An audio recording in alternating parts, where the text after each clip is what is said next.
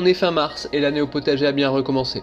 Chaque année, de nouvelles observations, de nouvelles remarques qui permettent petit à petit d'améliorer ses récoltes en développant sa propre façon de jardiner. Comme on dit, il y a autant de façons de jardiner que de jardiniers. Alors avant de commencer la pleine saison, voici quelques réflexions qui restent parfois propres à ma façon de faire, mais piochez ce que vous voulez, ou plutôt récoltez ce qui vous intéresse.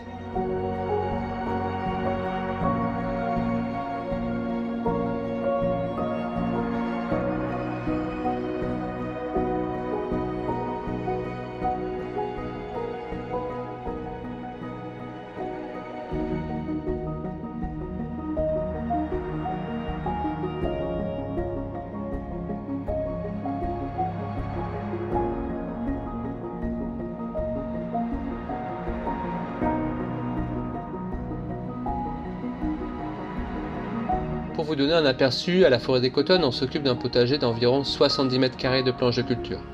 Les planches font entre 4 et 8 mètres de long, et en plus de ça, la cerque servait surtout d'espace de bricolage et d'espace pour les semis, mais qu'on va maintenant pouvoir utiliser pour les plantations aussi bien d'été que d'hiver.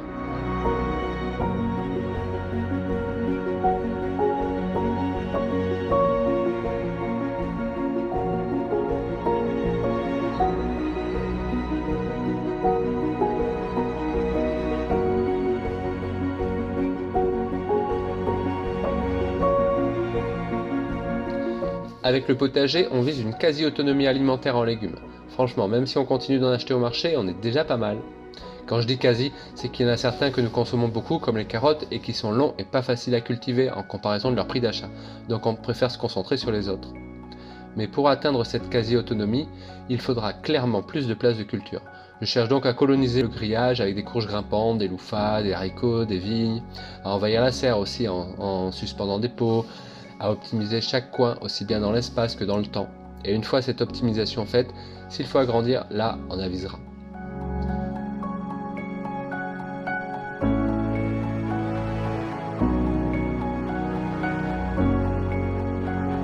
Je fais la plupart des semis en serre, mais j'en fais aussi certains directement en terre, surtout ceux dont j'ai de très nombreuses graines.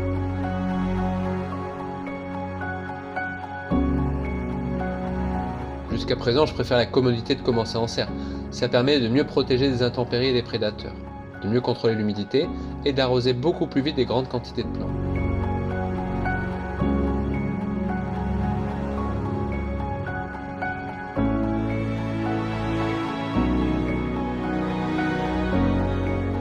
Et j'avoue que ceux commencés en pleine terre sont plus robustes. Par contre, ça nécessite d'avoir des planches déjà libres, alors qu'en serre, ça donne dans l'ensemble 2 mois de plus pour que la place se libère au potager.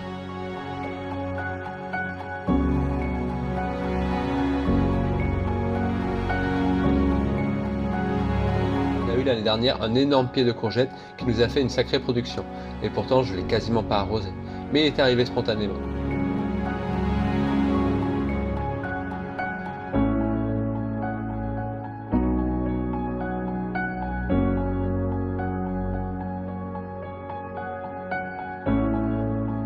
Quelques courges en bonus aussi, et des tomates cerises qui ont pas mal produit.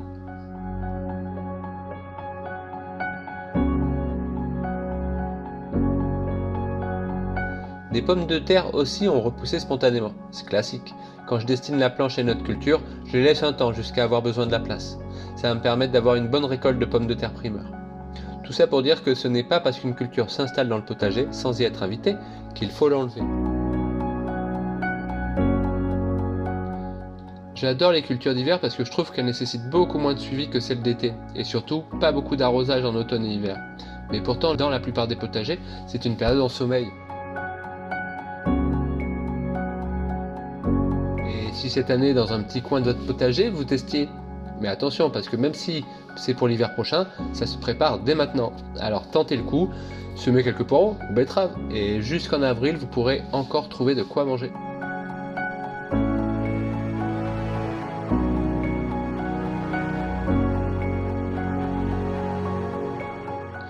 Les blettes sont là tout l'hiver jusqu'à la fin du printemps, moment où elles commencent à monter en graines et il est temps de les couper pour laisser place à une autre culture. Mais elles participent au paillage des allées.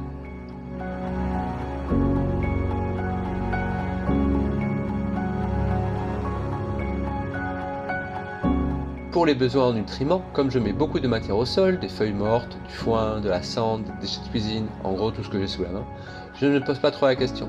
Mais je verrai si petit à petit les cultures sont moins productives ou moins grosses, et j'aviserai à ce moment-là. Mais pour cette 4e année, les productions continuent d'abonder, donc je continue comme ça.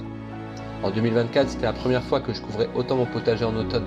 En plus d'avoir protégé mes plantations durant tout l'hiver et m'avoir permis de belles récoltes sous la neige, cette épaisse couche de paillis va bien nourrir le sol et surtout, pas de désherbage à faire au printemps. Alors n'hésitez pas, couvrez à fond. Chaque année, je teste quelques nouveautés, mais juste pour s'amuser et montrer aux enfants comment ça pousse. Pas besoin de beaucoup de place, juste un plant ou deux peuvent suffire. Alors pour l'année dernière, premier test, le riz. Il a bien poussé, mais j'ai raté la récolte. Dommage. Deuxième test, le coton. Celle-là, je vais en refaire, ne serait-ce que pour la beauté de la plante. Et en plus, on a pu récolter du très beau coton. C'était bien rigolo.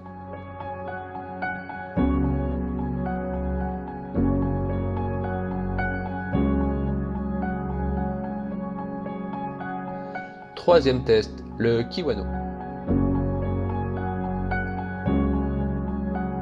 Et dernier test, c'est le louffa. Mais à quoi ça peut bien servir? Ceux qui nous suivent sur Instagram le savent, cette plante est une éponge végétale. Il suffit de faire sécher l'intérieur et on a une super éponge durable et qui n'accumule pas les bactéries comme les éponges du commerce.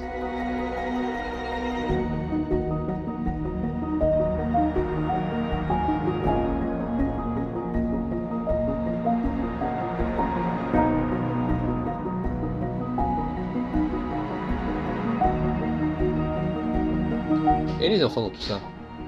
Les enfants participent beaucoup au potager, ça fait partie intégrante de l'enseignement que nous leur proposons en instruction en famille et ils adorent ça. Apprendre dans la pratique et le concret plutôt que dans les livres. Les responsabiliser aussi. Et vous verrez la joie qu'ils ont de voir leurs propres semis qui ont pris.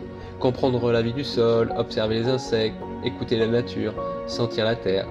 Comment prendre soin du vivant si nous ne l'avons jamais rencontré? Si nous ne pouvons pas nous rendre compte de sa propre fragilité.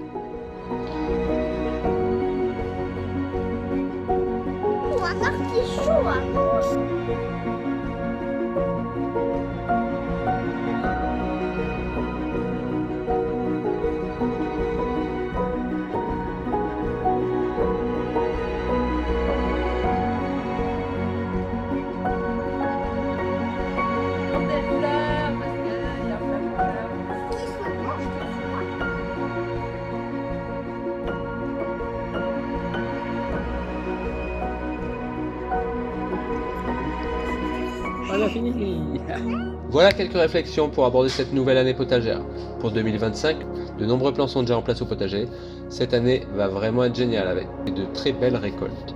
Mais vous verrez ça dans une autre vidéo. Alors en attendant, kiffez bien vos plantes et à bientôt!